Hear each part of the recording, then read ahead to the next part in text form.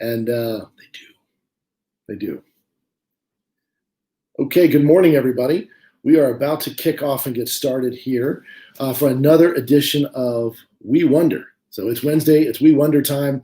My name is Chris Pfluger. I'm the Chief Development Officer at We Insure, and I wanted to say hi and welcome everybody. Before we get started with our topic today, which we were advertising, I wanted to introduce the fact this came out last night. So on insurancejournal.com, I'm going to scroll through it. It basically says P&C is the least likely to default during the coronavirus. So it actually rates all the different industries out there. And one of the top industries, the top industry, is property and casualty insurance. Obviously, we talked about it before. It is vitally, it's vital for everybody. It's mandatory in most cases. And we call it insurance resistant. Some people say it's recession resistant. Some people say it's, recession proof. There's nothing that's basically recession proof. But in this case, you can see of all the industries out there, the top 4 of 5 are insurance related, and number 1 is property and casualty. So with that, as you know, Chad, who's joining us here, is going to be your homeowners, any kind of auto, your flood, anything in there. And so that's one of the things that we talk about. That's the last thing that people can get rid of and want to get rid of. And so they may shop it when times get lean, but that's something that you never get rid of. So again, a great industry to be in as we speak today. We have a lot of folks, contacting us from all over the United States. We are now in 7 states, and I'm going to announce some more coming up down the road. But it's a very exciting time to be part of We Insure. And again, as part of those discussions, we have a special guest today. And timely as it may be, given the fact that a tropical storm turned into a hurricane and brushed past Florida, up the coast, and while the wind damage was there, but it's not the main part of it, there was a lot of flooding. Mm-hmm. Now, you would normally think of that in Florida being, okay, we have to be careful with hurricanes, but that's not always the case. And I think I'll introduce Chad now during this because it's such a timely topic to talk about flood insurance, the value thereof, the very complicated topic. People wonder why we even have it. Chad LaTour is joining me this morning. Chad, welcome. Thank you. Good morning. And so nice to be here, and I appreciate the opportunity. Absolutely. No, this is exciting to have you because it couldn't be more timely on this window to bring Chad in this morning and talk about it. You are the VP of Emerging Markets with NatGen Premier, and the subset here, which is going to be our discussion today, which is a very big focus for you, is the flood side. Absolutely. And so it's like I said, couldn't be more timely, but also a very interesting topic because you could have a policy on the flood side, depending on where you live. It could be optional, but in many cases, it's mandatory. And this is only relevant to those people that may get rain and may get flooding. However, if you look at the coastline of the United States on both sides, there's a lot of water out there. And a lot of people don't even think about the fact that there's a lot of, rivers that run through the United States that flood all the time. So let's get into it. Let's talk a little bit about it. Chad, I couldn't be more excited to have you with us. So let's talk a little bit let's start with a softball for you. Why do we need flood insurance? So great question. And yeah, this is a very timely subject. So first and foremost, everyone is in a flood zone. So it doesn't matter in Florida, it's low risk or high risk. There is no such thing as I'm not in a flood zone. So that's one of the most important things to remember. And you do not have to live on a body of water to flood. In fact, I don't know if you've heard of the events here locally in Tampa, where I reside. There was a water main break. There's been several down in the Miami area. So even a water main break, if it meets the definition of flooding, a flood insurance policy would cover that risk. So, and also most homeowners policies don't cover flood. And an interesting fact is only 1 inch of water causes nearly $25,000 in damage, with an average flood premium being around $500. So it's amazing to me how many people go uninsured with flood. And it always ramps up around this time of year. You see the storms coming in, people want to buy it. They forget the fact that there's a 30-day wait. So there is options in the private flood space, which we'll get into, that have reduced waiting periods, but you have to buy your flood insurance policy now. We're just now getting into the real heart of hurricane season. Interesting thing I saw on TV this morning was the fact that we're about 2 months away from a typical storm with beginning with I. We hit it already. Typically it's in October, which is crazy. So yeah, it was, excuse me, it's been an active season for sure. And again, we've talked about that. Obviously I live between Florida and Denver, Colorado, and we right. have a river that runs through the middle of town, and they always call it the 100-year flood, and it happens about every 5 to 8 years. So we probably should change the name of it. But given the fact that you get a snowpack and you get some rain on top of it in the spring and it melts, and all of a sudden there goes that 100-year flood again. But you wouldn't think about it in the middle of a landlocked state like Colorado. It comes up more often than not. So again, fantastic. And again, John, you'll see on the screen, one of the guys that works for us here works with me. He had flooding yesterday in Pennsylvania. There you go. From a hurricane that basically missed Florida. So everybody lives in that flood zone. You never know. People in Maine are about to get inches of rain that they don't normally get. I think you told me earlier this hasn't happened, this actual track of a hurricane in how long? Yeah, I believe it was 1965 was the last time we had a storm that tracked all the way up the entire East Coast. And you're right, Florida was spared. Again, we've dodged another bullet, but it's done devastating damage all the way up from South Carolina up through New York, New Jersey area got hit pretty hard, Pennsylvania. So yeah, it's crazy. And some of it's wind, but most of it is water. Most of it is that flooding. And if you decided to opt out and save a few dollars on that flood insurance, it could be one of the most devastating financial effects you've ever had. So it's yeah, that's what concerns me is we're in this environment with COVID. People are unfortunately out of work in many cases, and just trying to put food on the table, and looking to save money wherever they can. But you have to think about the fact that you're saving $500, but what happens when you get hit with a flood? You're looking at, again, on average $25,000 for 1 inch of water in your home. So people need to find a way to buy the coverage. There are payment options out there with some of the private flood markets.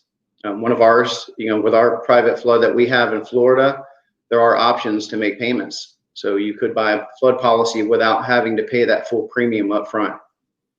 Well, let me jump to the next question here. Yes, absolutely.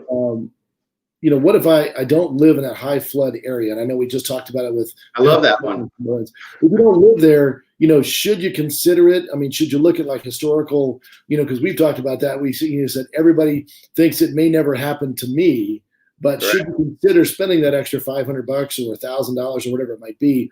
Should you do it? Yeah, and like we talked about earlier, I threw out the question to Chris. I said, does it rain where you live? If it rains where you live, it can flood. It doesn't, again, mean you have to live near a body of water. We saw in Harvey in Texas, 40 inches of rain roughly in a matter of, I think, 24 to 48 hours. So if you get enough rain, it's going to flood. So absolutely, regardless of, if you live in a flood high risk area or a low risk, I would encourage you to buy a flood policy. A real interesting statistic is the fact that nearly 40% of all flood claims from 2015 to 2019 were in low hazard flood zones. 40%. That blows me away. So yeah, that blows me away. You wouldn't expect it. And again, someone in Pennsylvania wouldn't expect flooding in their basement, flooding coming through there. Someone in Colorado wouldn't expect, living, in certain counties, and wouldn't expect flooding at all. And they've had them over the last 10 years. So definitely something to consider, just it's such a financial impact to you, and not only just an inconvenience, but it could wipe you out. So it's definitely something to consider, especially for the, in those areas that are not high flood zones, that you would say, man, the money is just worth it. It's absolutely worth it. So I like the way you say that, though, because that is one of the things that we hear all the time. And unfortunately, agents say it, is that you're not in a flood zone. And again, there's no such thing. I mean, there are parts of rural America that aren't mapped, but for the most part, everyone is in a flood zone. Well, let's take a look at this. And the next question we always have come up is, what about disaster assistance? Doesn't that cover it for me? Yeah, that's a huge misconception. So a couple of things to point out with this, and we could talk about this for an hour. First of all, federal disaster assistance, it has to be declared a presidential disaster. So if it's not declared a presidential disaster, which by the way, that, fire hydrant break I mentioned in Tampa, that's not going to be declared a presidential disaster. That's just localized flooding. And if you don't have a flood policy, you're not going to have coverage. The other thing to take into consideration is it comes in two different forms, one of which is a loan that must be paid back with interest. So it doesn't mean that, the government's going to come in and just give you free money. Most of it is in the form of a loan. If you're lucky enough to get a grant, the average grant is about $5,000. So think about $5,000, with 1 inch of water in your home. What are you going to do for the other 20,000? Again, buy a flood insurance policy, have the proper coverage in place so you're not in a situation where you're not able to build back. Yeah, you don't want to be the guy self-insuring and coming up with a difference in most cases, especially these days, right? It's fairly important to consider your future just like you would everything else.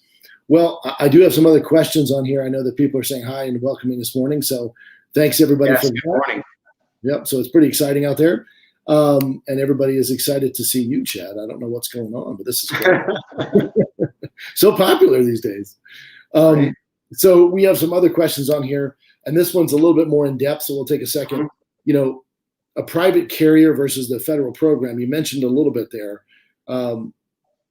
What about that? Tell us about private versus, a federally backed program. So, well, in the simplest terms, it's basically you have a federal flood program that's backed by the federal government, and then you have private market. And private market encompasses various carriers, E&S, admitted, endorsements on a homeowner's policy. So what I can tell you, I know the concern is that, well, it's untested. What happens if we have a major flooding event? How are these private markets going to respond? So I would just tell you that read your policy, read the policy, understand it, make sure you understand who the carriers are that you're working with. There are, again, admitted options out there. That means that it's backed by the state guarantee fund. There's some strong E&S players, excess and surplus players out there in the market that have AM Best ratings. You're kind of, you're damned if you do and damned if you don't with private flood, in my opinion. And I say that because if you don't offer it and sell private flood, you could be in a situation where you have an insured that's sitting there with a private flood policy that has, additional living expense, replacement costs, numerous bells and whistles that the NFIP policy doesn't offer. And you can bet that if their neighbor's talking about, they're going to live in a hotel using their additional living expense, and you're insured sitting there with, no money to go stay in a hotel, having to come out of pocket, they're going to ask those questions. Why didn't you tell me about private flood? Was it an option for my home? So you want to make sure that you are at least going in, quoting it with the carriers, preferably NatGen flood, but to do a shameless plug, right? Of course. But yeah, it's important to offer it because, again, there's enhanced coverages, higher limits, things that you just don't get in the NFIP. Now, to that end, there are a lot of policies that aren't going to qualify for private flood, and you're going to have to stick with the NFIP option. Well, you mentioned your neighbors. So I want to make sure we've talked about this a little bit. You still need a standard homeowner's policy.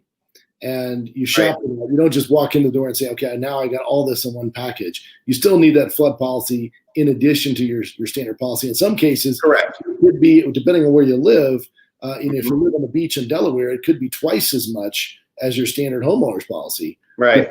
Because of the area you live in. And that's one of the benefits of living in that area, but also the downside. So it could impact, getting a mortgage. It could impact a lot of things. So it's something that's very serious to consider. When you're in those zones, is take a look at everything that's out there and make sure you have the right coverage, but the right cost coverage as well. Right. But you mentioned a neighbor in the last one saying, hey, my neighbor had the ability to do this and I didn't. Why are the premiums much higher? My neighbor's paying much less than I do. What's going on? What do you think? We just like that insured better. No, I'm just kidding. Yeah, there's several rating factors that go into a flood policy, especially nowadays with private market. But as in specifically speaking to NFIP, you have the year of construction, building occupancy, number of floors, deductibles. They could potentially have a private flood policy, which could be less than the NFIP rates. And one of the big factors as it relates to the NFIP. And when I say NFIP, it's the National Flood Insurance Program, the federal flood product. It's the location of the lowest floor. So, and that's in relation to your base flood. So, every area has a base flood elevation. So whether you're above or below it can, dictate what rate you're going to get. That's one of the major factors. That's good. So your neighbor might have also gotten a legacy policy that he took over. That's right. So that's good. And let's do that real quick. Let's bring that up. Since I brought that to the table, yep. Can I take over if I'm buying a house? Can I take over the seller's flood policy? 100%. So, and that's a question I get frequently.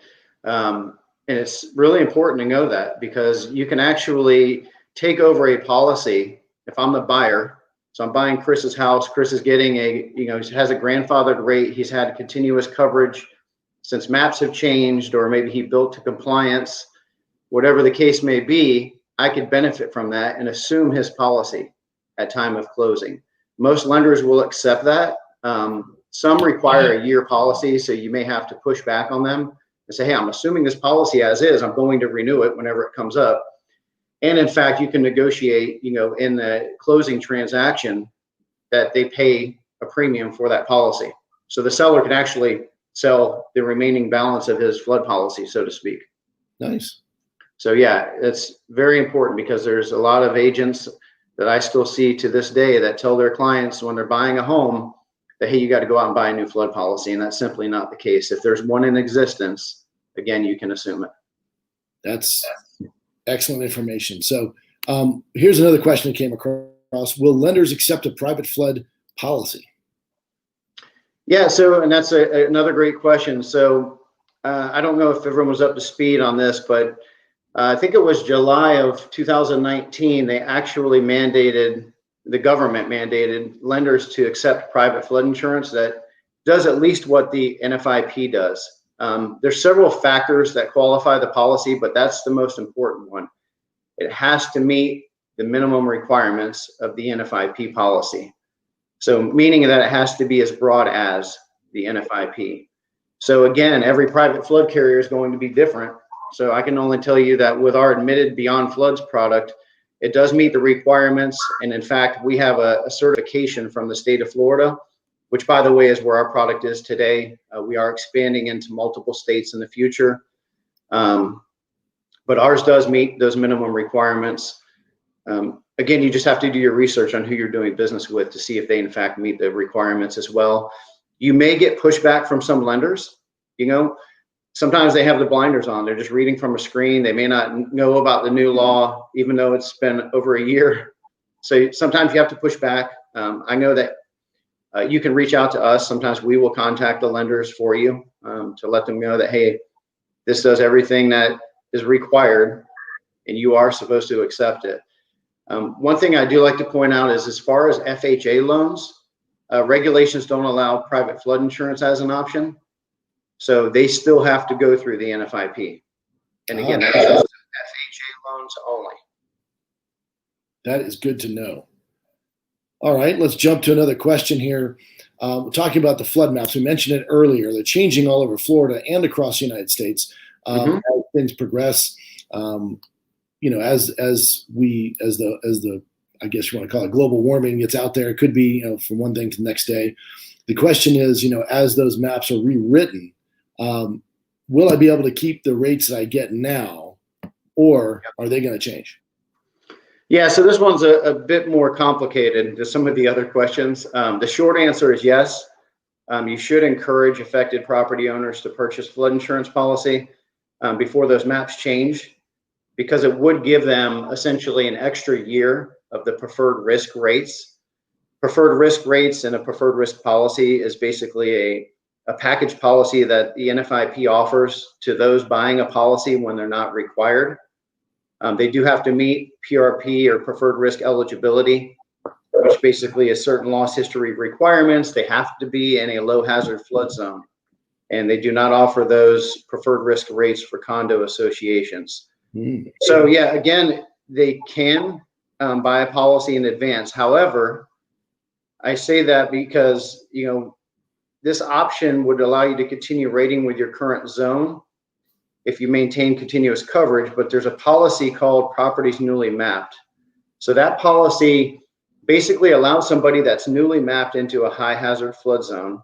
So meaning that you were in an X, FEMA's come through and they've done their evaluation with the Army Corps of Engineers. They've now determined that you're in a AE zone, for example. So this properties newly mapped policy that you can purchase offers the same rates as a preferred risk policy with a slightly higher federal policy fee. And you can buy that policy basically up to 12 months after the maps change.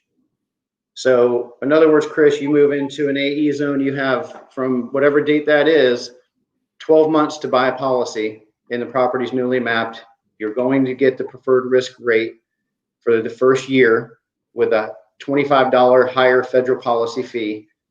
And then each year at renewal, it will go up roughly 18% until you either hit your actuarial rate in basically an X zone with the non-PRP rates, which is roughly $1,600, $1,700.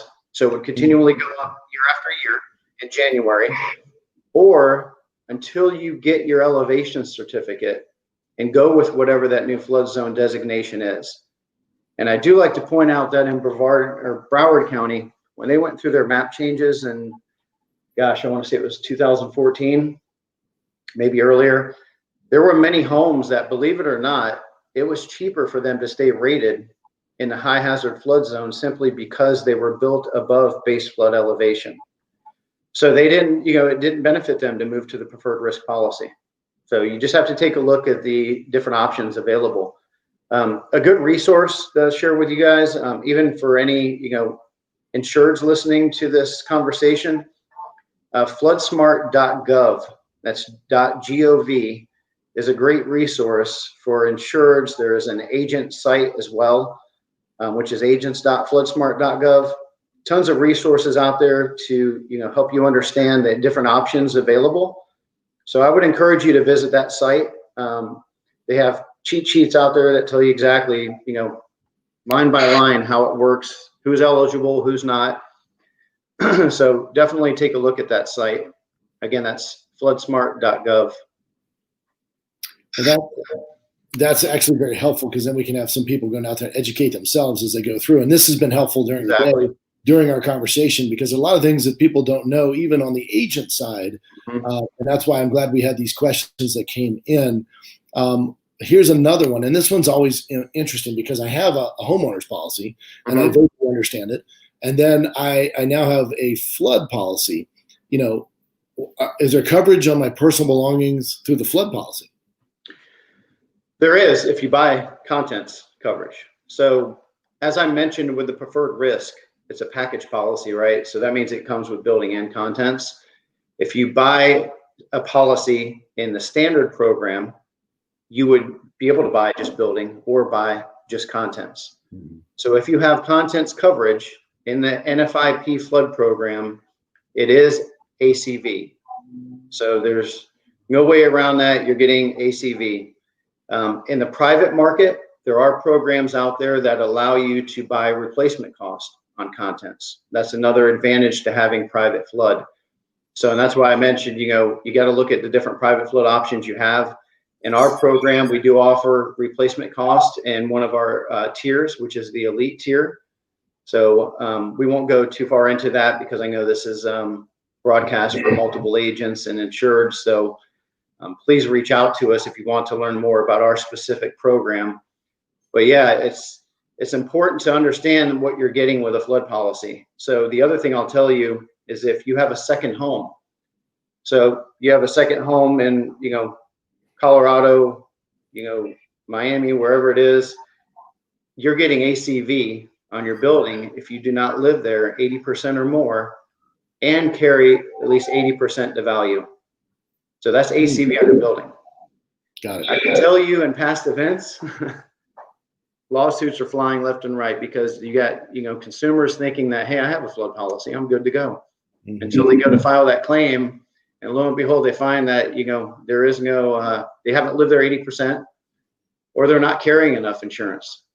So definitely important to mention that to your clients. Those of you wondering, well, you can't buy enough coverage in the NFIP. You can, in fact, you can't buy enough coverage for sure with these higher value homes. But if you buy the max available in the NFIP, then you are basically buying what's available. So they're not going to penalize you, is what I'm getting at. So if you can't insure 80% of value, but you're buying the max, you're okay. That is interesting on the higher value of home. Sure. That's been very helpful. So thank you, Chad.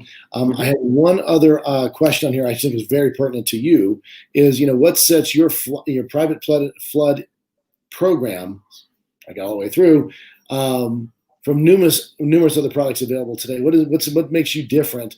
And, obviously you have a wealth of knowledge, so you bring to the table, but what makes you different? So first and foremost, we have a dedicated team on the ground that's there to assist you in understanding our products, growing the flood program, whether it be NFIP or admitted. To be honest, right now, we're fully focused on growing our admitted product.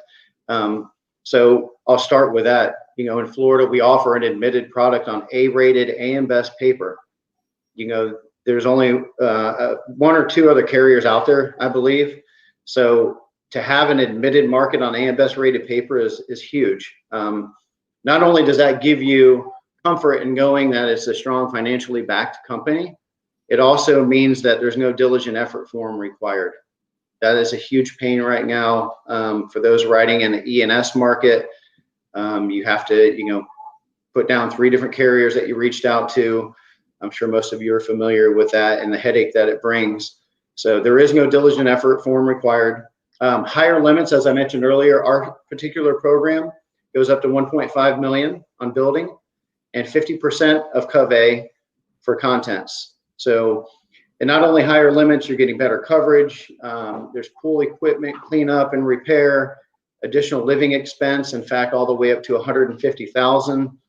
Other structures, by the way, if you look at the NFIP policy, it covers other structures, but it is a detached garage only, and it's only 10% of your coverage A, which limits you to 25,000, which, by the way, they deduct from your coverage A when you use that coverage.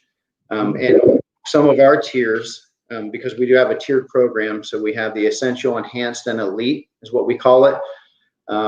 Depending on which tier you go into, you get better coverage, higher limits.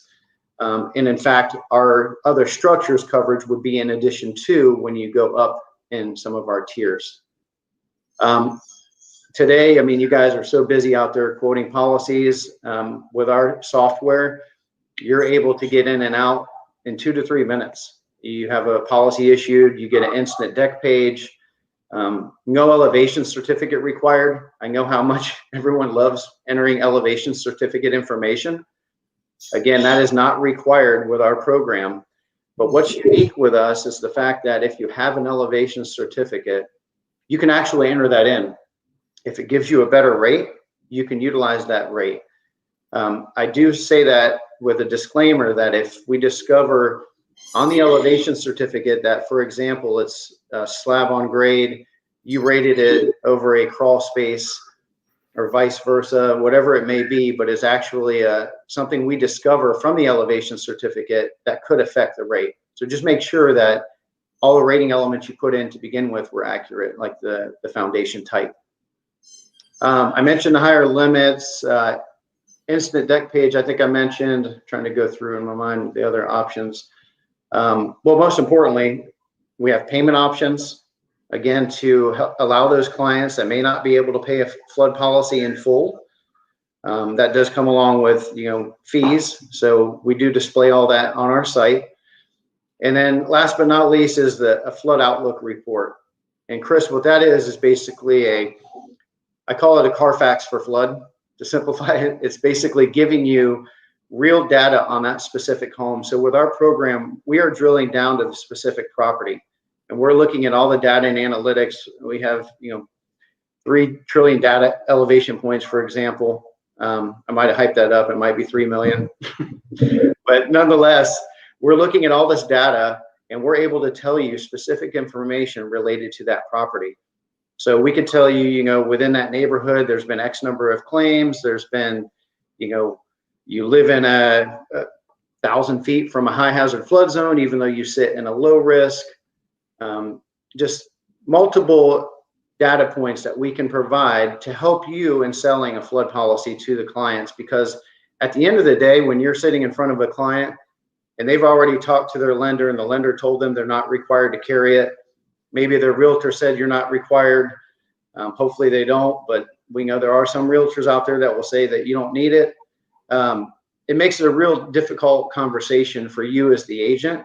So when you can provide them with something that shows the, you know, the client that here are your real risk factors, and even though FEMA is telling you you're in a low hazard flood zone and they're using, you know, outdated maps, they're, you know, broad brush approach, we're again drilling down to that specific property. It's going to make it a much easier conversation for you, in my opinion, to show them these facts. And you know, you're going to find many times where it's not competitive in the NFI or in the private flood market when they're in a low hazard flood zone, believe it or not.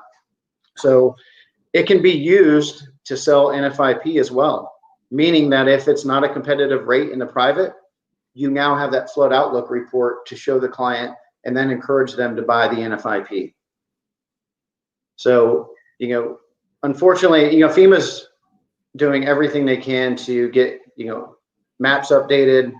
They're looking at risk rating 2.0. It looks like that might happen October 2021, which brings them into the private flood space essentially. And what I mean by that is using data and analytics, modeling and drilling down to the specific property, like what private flood carriers are doing today. Not all of them are doing this, but most are now doing some form of modeling and single risk evaluation like you see in the homeowners marketplace, if that makes sense. It does. Oh, sorry, we get a little feedback, but I would tell you that that's been very helpful. This is a complicated topic. Seems like simple questions, and you and I talked about this earlier. But right. The interesting part about it is, you know, my takeaways are, you know, you should consider it. Make sure you use the right company. You know, We Insure has the opportunity to shop, you know, on a lot of different policies, but you have been very, very helpful. And NatGen's flood policy has been, you know, the wealth of knowledge and the breadth and depth of the, you know, going into the individual property and bringing that to the light has been very helpful for everybody, I'm sure, on our video today. But we have one last question. And I know that we talked about it earlier. You know, it was that time of year, and there are some incentives out there, I believe, specifically in Florida. So I know we're going to national expansion, but in Florida, where it's such a heavy topic, tell us a little bit about the incentives. Yeah, so to do an incentive, first of all, in the middle of hurricane season, when flood numbers really pick up, is very rare, to say the least. So I'm happy that I'm offering this to our agents, again, exclusively in Florida, for our admitted private flood program. So what it is basically for the month of August, if you write $15,000 in new business premium with us, we will bump your new business commission by 2%. So that 2% bump will remain through the end of the year. But if you continue to write an average of $10,000 in new business premium each month thereafter through December, then we will give you that 2% for 2021 as well. So that's on top of what your commission sits at today. So I can't say on this call, obviously, what your commission is, because if there's other agents on here, it could vary from agent to agent. So, but that will run through the end of the year if you hit those targets. Well, that's fantastic. Well, I'll tell you what, Chad, this has been one of the most enlightening as far as I'm concerned. You know, we wonders, because it is a topic. That every time. I'm just kidding. I do, but this time, you know, I really mean it this time. No, it's been great to have you on, because it is a complicated topic. It seems simple. It seems like, okay, I just checked the box. I just bought this. But when you really, you know, dig into it, how much do people really understand? And it's not very much. And so this has helped us quite a bit to get to that next level. And again, you know, it couldn't be more timely with the flooding that's going on the East Coast. And again, hopefully, if there's any questions, you can reach out to Chad directly. I'm sure he'd be happy to answer those questions. But I just want to thank you for joining us and sharing all Yeah, your I appreciate it. Thank you guys so much. And the last thing I want to mention is the fact that, we're here to help you guys out. So don't hesitate to reach out. There's no stupid question. Anything you guys have related to flood, we're happy to help. And, I have a great team on the ground that can help you in selling more flood. We have social media content. I believe Katie has shared as well, marketing letters. So anything we can do to help, we're here. And we appreciate the partnership with We Insure. You guys are incredible to work with. So thank you very much. We appreciate that. Thank you, Chad. Everybody have a great day. You as well. Thank you so much. Take care.